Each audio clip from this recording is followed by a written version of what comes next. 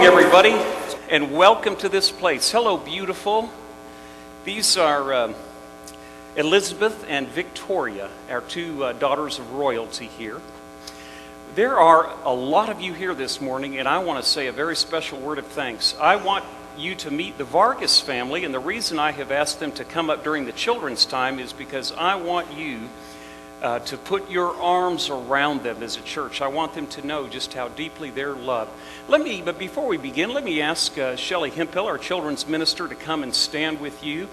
And down on the far end, I want you to know Lynn Brooks. Lynn is with Casa of Dallas County. In just a moment, I'm going to ask her to say a word. But right now, I want to give the microphone to Betty Dunn, and I want her to say a word about this huge event that is going on in the life of our church. Now, kids, first of all, look up at that window. Some of you may remember when I came here 3 years ago, I had you look at that window. That's Jesus with the children. Jesus said, "Let the little children come to me and do not turn them away, to such belong the kingdom of heaven." That is your window. Thank you, Jim. In October of last year, Jim gave a program to some of us on Casa. We were so impressed, so inspired about the organization Casa, which stands for Court-Appointed Special Advocates, that we decided we wanted to do something. So we formed a quilting group, and we are called the Casa Quilters. There are 24 of us, men and women.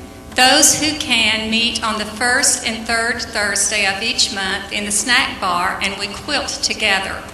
Some who cannot come to the meeting quilt at home and then bring their quilts.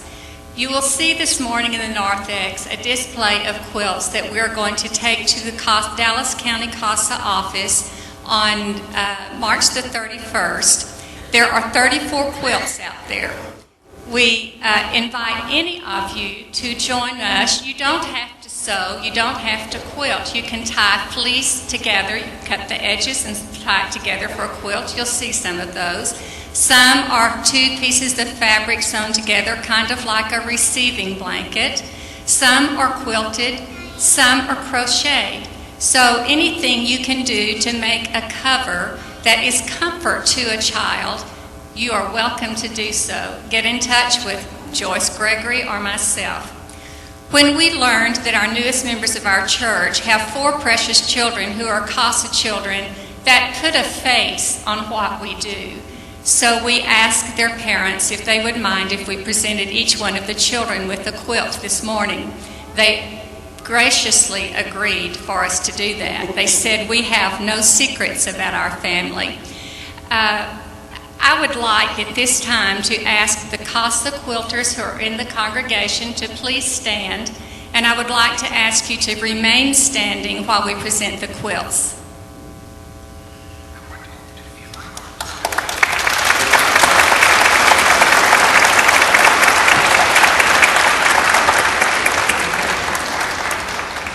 Okay, now I have in my arms two of the bigger kids. This is Cadence on my left, and her brother Cameron, and then Dad Ryan has Blaine, and has Blaine, and Mom has Peyton. Okay, Cadence, for you we have a beautiful blanket with butterflies on it, and we'd like for you to take it. And these people that are standing up out there in the congregation helped make your quilt. Ryan, we have a quilt with robots for you, and we'd like for you to take it. We think it... Cameron, I'm sorry. Ryan is your dad, isn't he? I'm sorry, Ryan. We don't have a quilt for you. It's okay. There's a lot. You can share. Okay. Now then, for Blaine, we have a quilt with trucks. And for Peyton, we have a little quilt that has flowers on it, and that we hope that these keep you comfortable and warm. Thank you so much.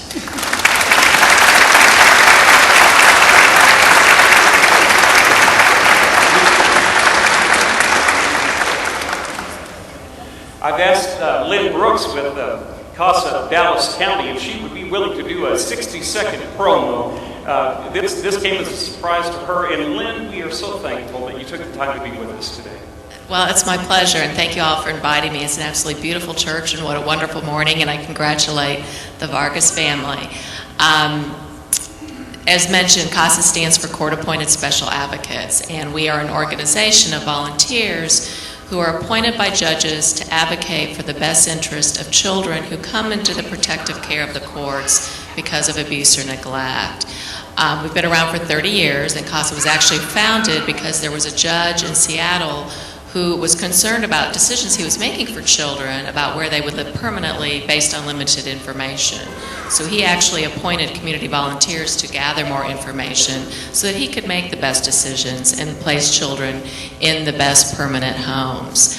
And we're so grateful for the quilts, and my understanding is that they're going to be delivered, some are being delivered to CASA this week. And as you can imagine, picture yourself or your children or your grandchildren being 4, being 10, being even 15, and removed from a home without their belongings and placed into a nice home, but it's not their home, and often they don't have things around them that they're familiar with. So these quilts give great comfort to the children, and we're just thrilled that you've taken on CASA as a charity for your church, and that you are so involved in helping the children living in foster care. So again, thank you very much. I'm always available for questions and information, and again, thank you for having me this morning. I appreciate it. Lynn, thank you so very much. And beautiful children, thank you for your patience this morning and for putting your arms around these beautiful children. They are now part of your family, and we praise God. Thank you.